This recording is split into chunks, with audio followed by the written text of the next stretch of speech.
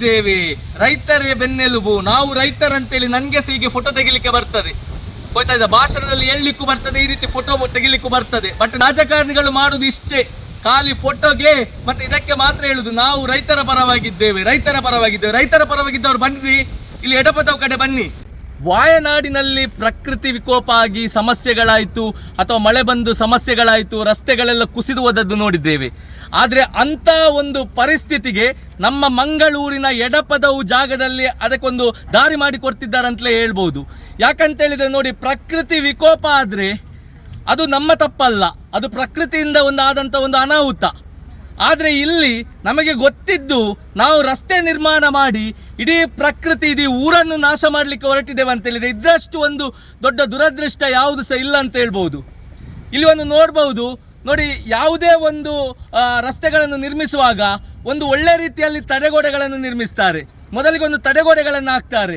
ಇಲ್ಲಿ ಒಂದು ನೋಡ್ಬೋದು, ರಸ್ತೆಯಲ್ಲಿ ಇಡೀ ಮಣ್ಣು ಹಾಕಿದ್ದು ಯಾವುದೇ ಸುರಕ್ಷತೆಗಳಿಲ್ಲದೆ ಒಟ್ಟಾರೆ ಮಣ್ಣನ್ನು ತಂದು ಹಾಕಿದ್ದಾರೆ. ಈ ಸಲ ಉತ್ತಮ ಮಳೆ ಇಲ್ಲದೆ ಸಣ್ಣ ಮಟ್ಟದ ಮಳೆಗೆ ಈ ರೀತಿ ಪರಿಸ್ಥಿತಿ ಆಗಿ ಹಲವಾರು ಮನೆಗಳಿಗೆ ನೀರು ಹೋಗಿದೆ, ರೈತರ ತೋಟಗಳಿಗೆ ನೀರು ಹೋಗಿದೆ, ಹಲವಾರು ಸಮಸ್ಯೆಗಳಾಗಿದೆ. ಇಷ್ಟು ಸಮಸ್ಯೆಗಳಾದಾಗ ಇದನ್ನು ಸಂಬಂಧಪಟ್ಟಂತಹ ಅಧಿಕಾರಿಗಳಿಗೆ ಹೇಳಿದರೆ ಅವರು ಹೇಳ್ತಾರೆ ನ್ಯಾಷನಲ್ ಹೈವೇ ಅವರ ತಪ್ಪು, ಅವರನ್ನು ಕೇಳಿ ಅಂತ ಹೇಳ್ತಾರೆ. ನ್ಯಾಷನಲ್ ಹೈವೇ ಅವರ ಹತ್ರ ಕೇಳಿದರೆ ಅವರಲ್ಲಿ ಆನ್ಸರ್ ಕೊಡುವವರಿಲ್ಲ, ಭಾಷೆ ಗೊತ್ತಿಲ್ಲದವರೇ ಇಲ್ಲಿ ಇರುವುದು, ಜನರ ಸಮಸ್ಯೆಗೆ ಸ್ಪಂದಿಸುವವರಿಲ್ಲ.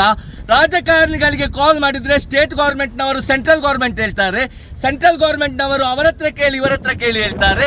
ಕೆಲವು ರಾಜಕಾರಣಿಗಳು ಆತ್ಮೀಯರಿದ್ದಾರೆ ಅಂತ ಹೇಳಿ ಕಾಲ್ ಮಾಡಿದರೆ ಅವರೇನು ಹೇಳ್ತಾರೆ ಅಂತ ಹೇಳಿದ್ರೆ ನೀವು ಕಂಪ್ಲೇಂಟ್ ಕೊಡಿ ಅಂತ ಹೇಳ್ತಾರೆ. ಜನರ ನೋವಿಗೆ ಒಂದು ಸ್ಪಂದಿಸುವಂತಹ ಒಂದು ಗುಣವೇ ಇಲ್ಲ. ರೈತರು ದೇಶದ ಬೆನ್ನೆಲುಬು ಅಂತ ಹೇಳ್ತಾರೆ. ಇಲ್ಲಿ ರೈತರ ಬೆನ್ನೆಲುಬು ಮುರಿಯುವಂಥ ಘಟನೆಗಳು ಆಗ್ತಾ ಇದೆ. ಎಷ್ಟೋ ಮಂದಿ ಕೃಷಿಕರು ಸಮಸ್ಯೆ ಅನುಭವಿಸ್ತಾ ಇದ್ದಾರೆ. ಆದರೆ ಇಲ್ಲಿ ಅಧಿಕಾರಿಗಳು, ರಾಜಕಾರಣಿಗಳು ಗಟ್ಟಿ ನಿದ್ರೆ ಮಾಡ್ತಾ ಇದ್ದಾರೆ. ನೋಡಿ, ಇಲ್ಲಿ ಒಂದು ವಿಷಯ ಏನು ಸಿಕ್ಕಿತಂತ ಹೇಳಿದ್ರೆ, ವಾಯನಾಡಲ್ಲಿ ಲಾಸ್ಟ್ ಟೈಮ್ ಒಂದು ದುರಂತ ಆಯಿತು. ಅಲ್ಲಿ ಯಾರು ಕಾಂಟ್ರಾಕ್ಟರ್ ತೆಗೆದುಕೊಂಡಿದ್ದಾರೆ ಅವರೇ ಇಲ್ಲಿ ಕಾಂಟ್ರಾಕ್ಟರ್ ತೆಗೆದುಕೊಂಡಿದ್ದಾರೆ ಎಂಬಂಥ ಮಾತುಗಳು ಬರ್ತಾ ಇದೆ. ದಯವಿಟ್ಟು ರಾಜ್ಯ ಸರ್ಕಾರ ಅದನ್ನು ಕೂಡ ಪರಿಶೀಲಿಸಬೇಕು, ಅಥವಾ ಸೆಂಟ್ರಲ್ ಗೌರ್ಮೆಂಟ್ ಇದನ್ನು ಪರಿಶೀಲಿಸಬೇಕು.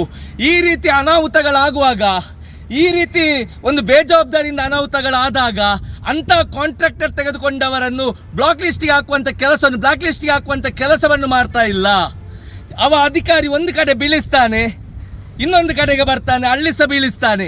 ಇವರಿಗೊಂದು ಸಾಮಾನ್ಯವಾದ ಪರಿಜ್ಞಾನ ಇಲ್ಲ. ಇವರಿಗೆ ಕಮಿಷನ್ ಬಂದರೆ ಆಯಿತು, ಮತ್ತೆ ಹೇಳ್ತಾರೆ ರಸ್ತೆ ನ್ಯಾಷನಲ್ ಹೈವೇಗೆ ಬಂದದ್ದು ಅಂತ ಬೊಬ್ಬೆ ಹೊಡಿತಾರೆ. ನೋಡಿ, ಯಾವುದಾದ್ರೂ ಒಂದು ರಸ್ತೆ ಇನಾಗ್ರೇಷನ್ ಆಗುವಾಗ ನಮ್ಮ ರಾಜಕಾರಣಿ ಮಾಡಿದ್ದು, ನಾನು ಮಾಡಿಸಿದ್ದು, ನನ್ನ ಎಂಪಿಗೆ ಶುಭ ಕೋರುವ, MLAಗೆ ಶುಭ ಕೋರುವ, ಕೋಟಿಗಟ್ಟಲೆ ಹಣ ತಂದ ಎಂಪಿಗೆ ಶುಭ ಕೋರುವ, MLAಗೆ ಶುಭ ಕೋರುವ ಅಂತ ಬ್ಯಾನರ್ ಹಾಕ್ತೀರಾ. ರಸ್ತೆಗಳ ಸಮಸ್ಯೆ ಆದಾಗ ನೀವಲ್ಲ, ಕಾಂಟ್ರಾಕ್ಟರ್ನವರು. ಹಾಗಾದ್ರೆ ಬ್ಯಾನರ್ ಕೂಡ ಕಾಂಟ್ರಾಕ್ಟರ್ನವರದಾಕೆ ಅಲ್ಲ, ಟೆಂಡರ್ ತಗೊಂಡವರದಾಕೆ ಅಲ್ಲ, ನಿಮ್ಮದಕ್ಕೆ ಬ್ಯಾನರ್ ಹಾಕ್ತೀರಾ? ರಸ್ತೆ ಲಾಭ ಬೇಕು, ನಷ್ಟದಲ್ಲಿ ನಿಮಗೆ ಜವಾಬ್ದಾರಿ ಇಲ್ಲ, ಖಾಲಿ ರಿಬ್ಬನ್ ಕಟ್ ಮಾಡ್ಲಿಕ್ಕೆ ಬರ್ತೀರಾ, ಸಮಸ್ಯೆ ಅನುಭವಿಸಿದಾಗ ಮಲಗ್ತೀರಾ, ಅಧಿಕಾರ ಹತ್ರ ಕೇಳಿ ಅಂತ ಹೇಳ್ತೀರಾ. ಎಂಥ ಒಂದು ಪರಿಸ್ಥಿತಿಯಲ್ಲಿದ್ದೇವೆ. ನೀರು ಹೋಗ್ಲಿಕ್ಕೆ ಒಂದು ಅದ್ಭುತ ವ್ಯವಸ್ಥೆ ಇದೆ, ವಿಶ್ವದ ಒಂದು 8ನೇ ಅದ್ಭುತ. ನೋಡಿ, ನೀರು ಹೋಗದ ರೀತಿ ಜರಿಬಾರ್ದಂತೇಳಿ ಎಷ್ಟು ಒಳ್ಳೆ ವ್ಯವಸ್ಥೆ ಮಾಡಿದ್ದಾರೆ. ಇಂಥ ಕ್ವಾಲಿಟಿ ನಮ್ಮ ರಾಜ್ಯದಲ್ಲಿ ಮಾತ್ರ ಕಾಣಲಿಕ್ಕೆ ಸಾಧ್ಯ. ನೋಡಿ, ಇಲ್ಲಿ ಒಂದು ಟ್ರ್ಯಾಕ್ಟರ್ ಬಂದು ಇಲ್ಲಿ ಮುಳುಗಿದೆ. ಇದು ಹೇಗೆ ಮುಳುಗಿದೆ ಅಂತ ಹೇಳಿದ್ರೆ, ಆಚಿಂದ ಇಡೀ ಮಣ್ಣುಗಳು ಈ ಗದ್ದೆಗೆ ಬಂದು ಟ್ರ್ಯಾಕ್ಟರ್ ಅನ್ನು ಸಂಪೂರ್ಣವಾಗಿ ಮುಳುಗಿಸಿ, ನೀರು ಬಂದು ಟ್ರ್ಯಾಕ್ಟರ್ ಅನ್ನು ಮುಳುಗಿಸಿ ಟ್ರ್ಯಾಕ್ಟರ್ ಅನ್ನು ತೆಗಿಲಿಕ್ಕೆ ಆಗ್ತಾ ಇಲ್ಲ. ದೇಶದ ಬೆನ್ನೆಲುಬು ರೈತರಂತ ಹೇಳುವಂತ ನಕಲಿ ರಾಜಕಾರಣಿಗಳೇ ರೈತರೇ ಸಮಸ್ಯೆ ಅನುಭವಿಸ್ತಿರುವುದು, ನಿಮ್ಮ ಕಾಂಟ್ರಾಕ್ಟರ್ನವರಲ್ಲ. ರೈತರು ಬೆನ್ನೆಲುಬು ಅಂತ ಹೇಳ್ತಿರಲ್ಲ, ಏನು ಮನೆಯಲ್ಲಿ ಹಾಕಿ ನೀವೆಂತ ಉಪ್ಪು ಹಾಕಿ ಉಪ್ಪಿನಕಾಯಿ ಹಾಕಿ ನೆಕ್ತಾ ಇದ್ದೀರಾ?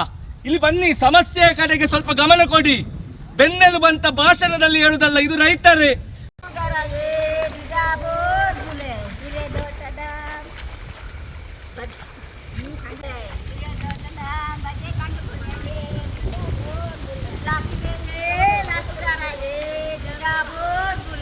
ದೇಶದ ಬೆನ್ನೆಲುಬು ರೈತರಂತ ಹೇಳ್ತಾರೆ.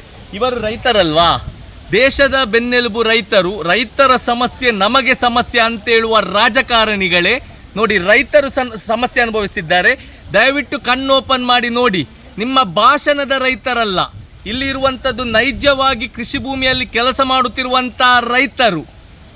ರಾಜಕಾರಣದಲ್ಲಿ ದುಡ್ಡು ಮಾಡುವಂಥ ಬೋಳಿ ಮಗ ರಾಜಕಾರಣಿ ಅಲ್ಲ, ನೈಜವಾಗಿ ಭೂಮಿಯಲ್ಲಿ ಬೆವರು ಸುರಿಸಿ ದುಡಿಯುವಂಥ ರೈತರಿದ್ದಾರೆ. ನೋಡಿ, ಈಗ ಹೋಗುವ ಮಳೆಯ ನೀರೇ ಸರಿಯಾಗಿ ಹೋಗ್ತಾ ಇಲ್ಲ ನೋಡಿ, ಸ್ವಲ್ಪ ಸ್ವಲ್ಪ ಹೋಗ್ತಾ ಉಂಟು, ಅಲ್ಲಲ್ಲಿ ಬ್ಲಾಕ್ ಆಗಿದೆ, ನಿಂತಿದೆ. ಇನ್ನು ಇವರಂತೆ ಆ ಕಡೆ ಇಡೀ ಮೋರಿ ಮಾಡಿ ಈ ಕಡೆ ನೀರು ಬಿಡ್ಲಿಕ್ಕಂತೆ. ಆ ನೀರು ಈ ಗದ್ದೆಗೆ ಬರ್ತದೆ, ಈಗ ತೋರಿಸಿದ್ನಲ್ಲ ಆ ಗದ್ದೆಗೆ ನೋಡಿ. ಈಗ ಈ ಕಡೆ ಮೋರಿ ಮಾಡಿ ಕೊಡ್ತಾ ಇದ್ದಾರಂತೆ. ಇಲ್ಲಿ ಗದ್ದೆಗಳಿವೆ, ಎಷ್ಟೋ ಮನೆಗಳಿವೆ. ಈಗ ಅಲ್ಲಿ ನೀರು ನಿಂತದನ್ನು ಮೋರಿ ಮಾಡಿ ಇಲ್ಲಿಂದ ಬಿಡ್ಲಿಕ್ಕಂತೆ. ಇಲ್ಲಿ ನೋಡ್ಬೋದು ನಿಮಗೆ ಪ್ರಸ್ತುತ ಪರಿಸ್ಥಿತಿಯಲ್ಲಿ ನೀರು ಯಾವ ರೀತಿ ಹೋಗ್ತಿದೆ ಅಂತ ನೋಡಿದ್ರಿ. ನೀರು ಹೋಗ್ತಾ ಇಲ್ಲ ಕರೆಕ್ಟಾಗಿ. ಇನ್ನು ಆಚೆಯಿಂದ ಮೋರಿ ಓಪನ್ ಮಾಡಿ ಇಲ್ಲಿ ಬಿಡ್ಲಿಕ್ಕಂತೆ. ಒಳ್ಳೆ ಥಿಂಕಿಂಗ್ ಮಾರ. ಇವರು ಯಾವ ರೀತಿ ಇಂಜಿನಿಯರ್ ಆಗಿದ್ದಾರೆ, ಯಾವ ರೀತಿ ಇವರ ತಲೆ ಖರ್ಚು ಎಂಬುದು ಇಲ್ಲಿ ನಮಗೊಂದು ಪ್ರಶ್ನಾತೀತವಾಗಿ ಉಳಿದಿದೆ. ರಸ್ತೆಯ ಬಲಭಾಗದಲ್ಲಿ ಯಾವ ರೀತಿ ಮಣ್ಣನ್ನು ಹಾಕಿದ್ದಾರೆ ಅಂತ ಇಲ್ಲಿ ಕಾಣಬಹುದು ನೋಡಿ. ಇಲ್ಲಿ ಯಾವುದೇ ರೀತಿಯ ಒಂದು ರಿಟೈನಿಂಗ್ ವಾಲ್ ಎಂತಸಿಲ್ಲ, ಇಡೀ ಕೆಸರುಗಳು ಆಚೆ ಕೆಳಗಡೆ ಇರುವಂಥ ರೈತರ ಮನೆಯೊಳಗೆ ಹೋಗಿದೆ. ರೈತರದ್ದು ಮತ್ತು ಮನೆ ಕಟ್ಟಿದವರ ಮನೆಯೊಳಗೆ ಒಂದು ಬಾವಿ ಕೂಡ ಸಂಪೂರ್ಣವಾಗಿ ಏನಾಗಿದೆ ಅಂತ ಹೇಳಿದರೆ ಕೆಸರು, ಮಣ್ಣು, ಕಲ್ಲೆಲ್ಲ ತುಂಬಿ ಮುಳುಗಿ ನಾಶ ಆಗಿ ಹೋಗಿದೆ. ಈಗ ಮುಂದೆ ತೋರಿಸ್ತೇನೆ, ಅದು ತೋಟ ಮತ್ತು ಬಾವಿಯನ್ನು ತೋರಿಸ್ತೇನೆ. ಅಂಥ ಒಂದು ಪರಿಸ್ಥಿತಿಗೆ ತಲುಪಿದೆ ನೋಡ್ಬೋದು ನೋಡಿ. ಈಗ ನಾವು ಮುಂದೆ ಬರ್ತಾ ಅವರ ತೋಟದ ಕಡೆಗೆ ಕೆಳಗೆ ಹೋಗಿದ್ದೇವೆ ನೋಡಿ. ಫುಲ್ಲು ತೋಟ, ಇಡೀ ಅಡಿಕೆ ತೋಟದಲ್ಲಿ ಫುಲ್ಲು ಕೆಸರು ತುಂಬಿಕೊಂಡಿದೆ. ಇಡೀ ಅಡಿಕೆ ತೋಟದಲ್ಲಿ ಫುಲ್ಲು ಕೆಸರು. ಆ ಇಡೀ ಅಲ್ಲಿ ಅಡಿಕೆ ಗಿಡಗಳು ಹಾಳಾಯಿತು, ಮರಗಳು ಕೆಲವು ಹೋಯ್ತು, ಅದರ ಜೊತೆಗೆ ಅಲ್ಲಿ ಒಳ್ಳೆ ಮೆಣಸಿದ್ದು ನಟ್ಟಿದ್ರು, ಅದು ಕೂಡ ಹೋಯ್ತು. ಸಂಪೂರ್ಣ ಕೆಸರು ಅಂತ ಹೇಳಿದ್ರೆ ಹೇಳಿ ನಾವು ಕಾಲಿಟ್ಟ ಕೂಡಲೇ ಅರ್ಧ ಕಾಲು ನಮ್ಮದು ಅಡಿಗೆ ಹೋಗ್ತದೆ. ಜಾರಿ ಬಿದ್ದು ಹೊರಳಾಡಿ ಹೋಗುವಂತ ಪರಿಸ್ಥಿತಿ. ಜಾರಿ ಬಿದ್ದದನ್ನು ನಾವು ತೋರಿಸ್ಲಿಕ್ಕೆ ಆಗುದಿಲ್ಲ, ಅಂತ ಅವಸ್ಥೆ ಆಗಿದೆ ಈ ತೋಟದ ಒಳಗೆ ನಡ್ಕೊಂಡು ಹೋಗುವಾಗ. ಮಣ್ಣು ತುಂಬಿ, ಕೆಸರು ತುಂಬಿ ಯಾವ ರೀತಿ ಕೆಸರು ಬಂದಿದೆ ನೋಡಿ. ಫುಲ್ಲು ಕೆಸರು, ರಸ್ತೆ ಎಲ್ಲ ಕೆಸರುಗಳು ತೋಟಕ್ಕೆ ಹೋಗ್ತಿದೆ. ಫುಲ್ಲು ಕೆಸರು, ಒಂದು ಸ್ವಲ್ಪ ಇದಂತ ಇಲ್ಲ, ಸುತ್ತ ಇಡೀ ಕೆಸರು. ಇಡೀ ಅಡಿಕೆ ತೋಟದಲ್ಲಿ ರಸ್ತೆಯ ಮಣ್ಣು ಇಡೀ ತುಂಬಿಕೊಂಡಿದೆ, ರಸ್ತೆಯ ಮಣ್ಣು. ಇಲ್ಲಿ ಜರ್ದಂತ ದೃಶ್ಯ ಕಾಣ್ಬಹುದು. ಈ ನೋಡಿ ರೈಟ್ ಸೈಡ್, ನಾನು ಹೇಳಿದೆ ಅಲ್ಲಿ ಮಂಗಳೂರಿಂದ ಈ ಕಡೆ ಎಡಪದ ಕಡೆ ಬರುವಾಗ ಬಲ ಸೈಡಲ್ಲಿ ಕಾಣುವಂಥ ಒಂದು ಇದು ಪ್ರದೇಶ. ಅಲ್ಲಿ ನೋಡಿ ಫುಲ್ಲು ಜರ್ದಿದೆ. ಜರ್ದು ಎದುರುಗಡೆ ಎಲ್ಲ ತೋಟಕ್ಕೆ ಹೋಗಿದೆ. ಇಲ್ಲಿ ಒಂದು ಮನೆಯವರ ಬಾವಿ ಇದೆ. ಆ ಬಾವಿ ಕೆಸರು ತುಂಬಿ ಸಂಪೂರ್ಣ ಮುಳುಗಡೆಯಾಗಿದೆ. ಆ ಕುಡಿಲಿಕ್ಕೆ ಒಂದು ನೀರು ಉಪಯೋಗಿಸುತ್ತಿದ್ದಂತಹ ಬಾವಿ ಸಂಪೂರ್ಣ ಹೋಗಿದೆ. ನಮಗೆ ಅದು ಬೇಡ, ಸಾರ್ವಜನಿಕರ ಸಮಸ್ಯೆ ಬೇಡ, ನಮಗೆ ರಸ್ತೆ ಆದ್ರೆ ಸಾಕು. ರಸ್ತೆಯಲ್ಲಿ ಪರ್ಸೆಂಟೇಜ್ ಸಿಕ್ಕಿದ್ರೆ ಸಾಕು. ನಾಳೆ ರಿಬ್ಬನ್ ಕಟ್ ಮಾಡುವಾಗ ನಮ್ಮ ಹೆಸರು ಬಂದು ನಾನು ಮಾಡಿದೆ ಅಂತ ಹೇಳಿದ್ರೆ ಸಾಕು. ಆದರೆ ಆ ರಸ್ತೆ ಮಾಡುವಾಗ ಆ ರಸ್ತೆಗೆ ಊರಿನವರು ಬಲಿಯಾದ್ರೂ ಬೇಡ, ಊರಿನವರಿಗೆ ಸಮಸ್ಯೆ ಆದ್ರೂ ಬೇಡ. ಅದು ನಾಳೆ ಬರುವುದಿಲ್ಲ. ಬರುವುದು ನಾನು ರಸ್ತೆ ಮಾಡಿದೆ, ಇದಕ್ಕೆ ನಾನು ಕಾರಣ, ನನ್ನಿಂದ ಆಯಿತು. ಇಷ್ಟು ಮಂದಿ ಸಮಸ್ಯೆ ಅನುಭವಿಸಿದಾಗ ನನ್ನಿಂದಲ್ಲ, ಅದು ಇವರಿಂದ, ಯಾರು ಟೆಂಡರ್ ತಗೊಂಡವರಿಂದ ಅಥವಾ ಯಾವುದೋ ಒಂದು ಕಂಪನಿಯಿಂದ. ನೋಡಿ ಇಲ್ಲೊಂದು ಬಾವಿದು ಇದು ಕಾಣ್ತಾ ಇದೆ. ಬಾವಿದು ನೋಡಿ ನೀರು ಎಳೆಯುವಂತ ಇದು ಕಾಣ್ತಾ ಇದೆ. ಬಾವಿ ಮುಳುಗಿದೆ, ಇಲ್ಲಿ ಸಂಪೂರ್ಣ ಮುಳುಗಡೆ ಆಗಿದೆ, ಕಾಣಬಹುದು ನೋಡಿ. ಆ ರಸ್ತೆ ಕುಸಿದಿದಲ್ಲ, ಅಲ್ಲಿಂದ ನೀರು ನೇರವಾಗಿ ಈ ಕಡೆ ಮನೆಯ ತೋಟಕ್ಕೆ ಬಂದಿದೆ. ಬಲ ಸೈಡಲ್ಲಿ ಇರುವಂಥವರ ಮನೆಯ ತೋಟಕ್ಕೆ ಬಂದಿದೆ. ಸಂಪೂರ್ಣ ಬೆಳೆ ನಾಶ ಆಗಿದೆ ಅಂತೇಳಿದರೆ, ಲಾಸ್ಟ್ ಟೈಮ್ ಅವರು ಒಳ್ಳೆ ಮೆಣಸು ಹಾಕಿದ್ರಂತೆ, ಅದು ಹೋಗಿದೆ. ಈಗ ಅಡಿಕೆ ತೋಟದಲ್ಲಿ ಫುಲ್ಲು ಕೆಸರು ತುಂಬಿದೆ. ಯಾರು ಜವಾಬ್ದಾರಿ? ನೀವು ಕಾಂಟ್ರಾಕ್ಟರ್ ತೆಗೆದುಕೊಂಡವರು ಬರ್ತೀರಾ? ರೈತರು ಬೆನ್ನೆಲುಬು ಹೇಳುವಂಥ ರಾಜಕೀಯ ನಾಯಕರೇ ಬನ್ನಿ. ರೈತರ ತೋಟಕ್ಕೆ ನೀರೋದದ್ದು ಕಾಂಟ್ರಾಕ್ಟರ್ನ ಮನೆಗಲ್ಲ, ಟೆಂಡರ್ ತಗೊಂಡವರ ಮನೆಗಲ್ಲ. ರೈತರ ಬಗ್ಗೆ ಪ್ರೀತಿ ಇದೆ ಅಲ್ಲ, ದಯವಿಟ್ಟು ಬನ್ನಿ. ಮತ್ತೆ ಹೇಳ್ತಾ ಇದ್ದೇನೆ, ರೈತರು ಬೆನ್ನೆಲುಬಂತ ಭಾಷಣ ಕೇವಲ ನಿಮ್ಮ ಮಾತು ಭಾಷಣದಲ್ಲೆಲ್ಲ. ಬನ್ನಿ ಇಲ್ಲಿ, ರೈತರ ನೋವಿಗೆ ಸ್ಪಂದಿಸಿ. ನೋಡಿ ಇಲ್ಲಿ ಮತ್ತೊಂದು ಎಂತ ಅವಸ್ಥೆ ಅಂತ ಹೇಳಿದ್ರೆ ಮಾರೆ, ಇಲ್ಲಿ ನೋಡಿ ರಸ್ತೆ ಇದೆ, ರಸ್ತೆದ ಪಕ್ಕದಲ್ಲಿ ಹೀಗೆಲ್ಲ ಅಗೆದೆಲ್ಲ ಹಾಕಿದ್ದಾರೆ ಮಾರೆ. ಇನ್ನು ನಾಳೆ ಎಲ್ಲಾದರೆ ಮಣ್ಣು ಲೂಸಾಗಿ ಮಿನಿ ಕುಸಿದು ಬಿದ್ದರೆ ಹೋಗುವ ಗಾಡಿಯ ಮೇಲೆ ಎಂಥ ಸುರಕ್ಷತೆ ಮಾಡಿದ್ದಾರೆ, ಎಂತ ಮಾಡಿದ್ದಾರೆ ದೇವರಿಗೆ ಗೊತ್ತು. ವಾಹನಗಳು ಅಲ್ಲಿಂದಲೇ ಹೋಗ್ತದೆ, ಎಲ್ಲ ಗುಡ್ಡೆ ಎಲ್ಲ ಅಗ್ದಿದ್ದಾರೆ ನೋಡಿ. ಎಷ್ಟು ಚಂದ, ಎಷ್ಟು ಸುಂದರವಾಗಿ ಟೋಲ್ ನಿರ್ಮಿಸಿದಾರಲ್ಲ. ರಸ್ತೆ ಆಗ್ತಾ ಇದೆ, ರಸ್ತೆಯಲ್ಲಿ ಎಷ್ಟು ಸುಂದರವಾಗಿದೆ ನೀವು ನೋಡಿದ್ರಿ. ಟೋಲ್ ನೋಡಿ ಎಷ್ಟು ಸುಂದರವಾಗಿದೆ ಅಂತ. 4 ಟೋಲ್ಗಳಾಗ್ತದೆ. ಮತ್ತು ಇಲ್ಲಿ ದುಡ್ಡು ಕಲೆಕ್ಟ್ ಮಾಡಲಿಕ್ಕೆ ಸ್ಟಾರ್ಟ್ ಮಾಡ್ತಾರೆ. ನಾವೆಲ್ಲ ದುಡ್ಡು ಕೊಟ್ಟೇ ಹೋಗಬೇಕು, ನಮ್ಮದೇ ಹಣ.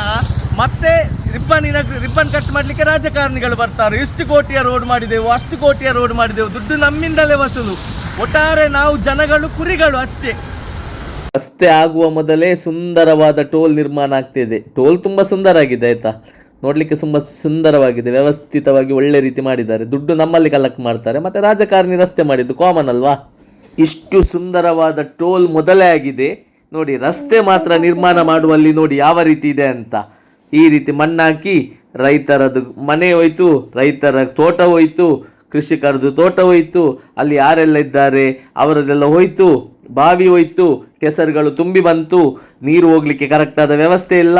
ನೀರು ನೋಡಿ ಇಡೀ ತೋಟದಲ್ಲಿ ತುಂಬಿದೆ, ಇಡೀ ಅಡಿಕೆ ತೋಟ ಹೋಯ್ತು, ರಸ್ತೆ ನೋಡಿ ಪುನಃ ಇಲ್ಲಿ ಅಗ್ದು ನೀರನ್ನು ಬೇರೆ ಕಡೆ ಕಳಿಸ್ಲಿಕ್ಕಂತೆ. ಎಂಥ ಒಂದು ಟೆಕ್ನಾಲಜಿ, ಎಂಥ ಒಂದು ನೋಡಿ. ಪ್ರತಿಯೊಂದು ಕಡೆ ಇಡೀ ತೋಟಗಳು, ಇವರ ತೋಟ ನೋಡ್ಬೋದು, ಇಲ್ಲಿ ಅಡಿಕೆ ತೋಟ ಕಾಣ್ಬೋದು ಯಾವ ರೀತಿ ಇದೆ ನೋಡಿ. ಅಡಿಕೆ ತೋಟಕ್ಕೆ ಫುಲ್ಲು ನೀರು ಹೊಕ್ಕಿ ಎಲ್ಲ ಸರ್ವನಾಶ ಆಗಿ ಹೋಯ್ತು. ಇನ್ನು ಇವರ ನಷ್ಟಕ್ಕೆ ಯಾರು ಕೊಡ್ತಾರೆ? ಪ್ರಕೃತಿ ವಿಕೋಪ ಆದದಲ್ಲ ಇದು ಇವರು ಮಾಡಿದ ಕರ್ಮದ ವಿಕೋಪದಿಂದಾಗಿ ಇಲ್ಲಿ ಜನರು ಅನುಭವಿಸುವ ಪರಿಸ್ಥಿತಿಗೆ ಬಂದಿದೆ. ಈ ರಸ್ತೆದು ಇದರಿಂದಾಗಿ ಎಲ್ಲ ನೀರುಗಳು ಆಚೆ ಹೋಗಿ ಕೆಸರುಗಳು ತುಂಬಿ ಅವರ ಇಡೀ ತೋಟಗಳೇ ಸರ್ವನಾಶ ಆಗಿ ಹೋಯಿತು. ಎಂಥ ಅವಸ್ಥೆ! ನಮಗಿದೆಲ್ಲ ಬೇಡ ಸ್ವಾಮಿ, ನಮಗಿದೆಲ್ಲ ಬೇಡ. ಪಾಪದವ ರೈತ ಯಾರು ಸತ್ರು ನಮಗೇನು? ನಮಗೆ ರಾಜಕೀಯ, ನಾವು ರಾಜಕೀಯ ಮಾತ್ರ ಮಾತಾಡುವ, ಬೇರೆ ಯಾವುದು ಬೇಡ. ರಾಜಕೀಯದಲ್ಲಿ ಯಾರಿಗೆ ಲಾಭ ಇದೆ ಅದು ಮಾತ್ರ ಮಾತಾಡುವ. ಅಧಿಕಾರಿಗಳು ಮೌನವಾಗಿದ್ದಾರೆ.